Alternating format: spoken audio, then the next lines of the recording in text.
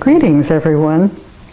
I'm happy to be speaking to all of you attending the study group Symposium. My name is Carolyn Kendall, and I'm one of the surviving members of the Forum.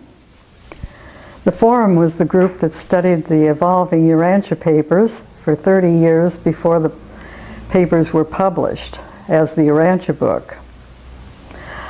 I was a member of the last 5 years of the Forum, and I was invited by Gaetan Charlan to provide some background information about the publication mandate.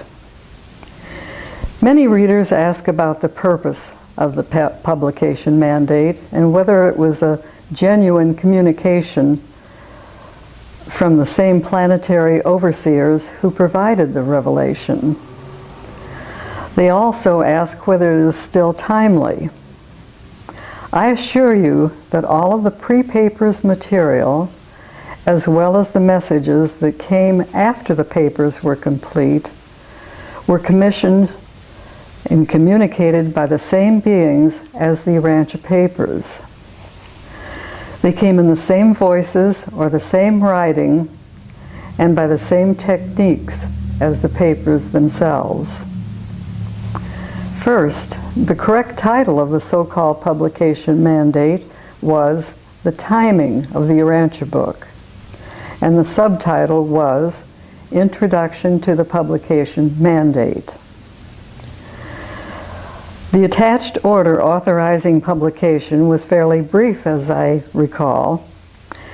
It granted permission to the Human Contact Commissioners to proceed with the final steps of publishing the Urantia book. The Contact Commissioners could not just rush ahead and publish the papers anytime they wanted to. They had to wait for permission from the revelators.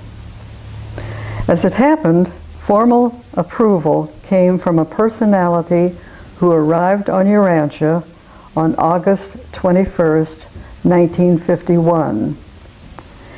He was a heretofore unknown Melchizedek son named Norsen. He was introduced as the new regent of the acting planetary prince. We know that the planetary prince of Urantia is Christ Michael, who achieved that title immediately after his baptism in January AD 26. He replaced Caligastia, who had joined in the Lucifer Rebellion. Michael did not remain on Urantia to assume direction of the daily administration of our world. Macaventa Melchizedek was recently bestowed with the title of Vicegerent Planetary Prince. Although Macaventa has visited Urantia after his own bestowal many times in association with the Urantia revelation, he has not assumed direct management of the unseen beings who govern our world. We don't know how long Norsen will remain to direct the Urantia revelation, but as Bill Sadler said on the day that the message was read, we can't have two planetary princes. The previously unknown Melchizedek's son was accompanied by Macaventa Melchizedek and by Gabriel, the bright and morning star of Nebadon. He was introduced to the contact commissioners, and those visitors were present during the observance of Jesus' birthday on August 21st. They were invisible to human eyes. The Urantia papers had been in preparation since January 1925 and had evolved gradually through 2 series until 1935. Much of the effort between 1925 and 1941 was consumed with clarification of the text with the revelators and with retyping, proofreading, and making approved corrections of the text. There was a wait of several years because of World War II and the Korean War, as well as a succession of further threats to the security and peace of the world. The revelators granted permission in June 1941 to begin setting type. The printer of choice was R.R. Donnelly and Sons of Chicago, Illinois. Each part of the book was set in type as funds became available. The revelators waited until the forum had completed a full reading of Part 4 in their Sunday meetings before authorizing typesetting of Part 4. The last paper of Part 4 of the Jesus Papers was read January 8, 1948. Part 4 was set in type by June 1950. 3 months after his August 1951 arrival, Norson sent a communication to the Contact Commission on November 22, 1951. He had appointed a Supreme Court of Urantia consisting of the heads of the various orders of beings functioning on the planet. He also advised that the affairs of the Contact Commission would be turned over to Urantia Foundation on February the 11th, 1954. In August 1952, he sent another communication which stated, "I, and I alone, shall direct the publication of the Urantia book." And he said, "If I do not provide such information on or before January 1st, 1955, then the trustees of Urantia Foundation should proceed with plans for publication in accordance with their own judgment. I reserve the right to intervene at any time."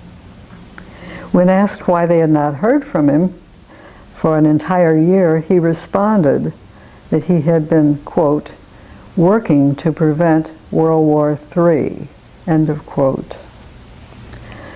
Norson's third message was the publication mandate and the timing of the Urantia book, which was read to the forum on September 21st, 1952. This date was confirmed by a notation in a private diary. I heard the mandate and the eloquent introduction read to the forum by Bill Sadler. Bill expressed the personal opinion that they probably would not hear anything further from our friends, as he put it, saying, "I guess we are on our own from now on." The forum members had been thinking in terms of large assemblies of groups after publication. But when one man in the audience heard that we were to establish thousands of small study groups, his comment was, "Now they tell us." Everyone else in the forum was quite excited to know that the book would soon be available to them to read at home. There was some discussion as to what is meant by the statement in the introduction to the mandate, quote, "The book belongs to the era immediately to follow the conclusion of the present ideological struggle," end of quote. Some felt he was speaking of communism. Others felt he was talking about some other political upheaval, while yet another person believed that the world would not be ready until the Lucifer Rebellion had been adjudicated and the circuits were opened. No answers were provided. The mandate was read again to the forum on April 4th, 1955. Copies of this statement was placed in each of the Urantia Brotherhood Departmental Committee secretaries' notebooks, and copies were also given to various leaders. It was read to many individuals as they rode to leadership positions in the years after publication, and nothing further was received in either writing or orally.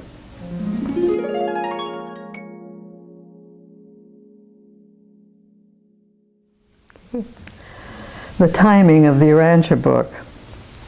We regard the Urantia book as a feature of the progressive evolution of human society. It is not germane to the spectacular episodes of epical revolution, even though it may apparently be timed to appear in the wake of one such revolution in human society. The book belongs to the era immediately to follow the conclusion of the present ideological struggle. That will be the day when men will be willing to seek truth and righteousness. When the chaos of the present confusion has passed, it will be more readily possible to formulate the cosmos of a new and improved era of human relationships. And it is for this better order of affairs on earth that the book has been made ready. But the publication of the book has not been postponed to that possibly somewhat remote date. An early publication of the book has been provided so that it may be in hand for the training of leaders and teachers.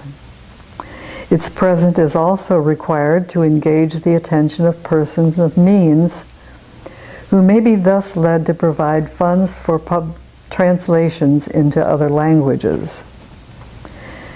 You who have dedicated your lives to the service of the book and the brotherhood can little realize the import of your doings. You will doubtless live and die without fully realizing you are participating in the birth of a new age of religion on this world.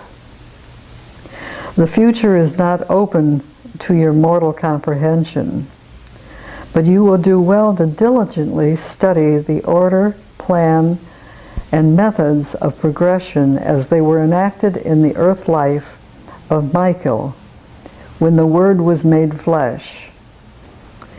You are becoming actors in an ensuing episode when the Word is made book. Great is the difference in these dispensations of religion, but many are the lessons which can be learned from a study of the former age. You must again study the times of Jesus on earth. You must carefully take note of how the kingdom of heaven was inaugurated in the world. Did it evolve slowly and unfold naturally, or did it come with a sudden show of force and with spectacular exhibition of power? Was it evolutionary or revolutionary? You must learn to possess your souls in patience. You are in association with the revelation of truth, which is a part of the natural evolution of religion on this world. Over rapid growth would be suicidal. The book is being given to those who are ready for it long before the day of its worldwide mission. Thousands of study groups must be brought into existence, and the book must be translated into many tongues.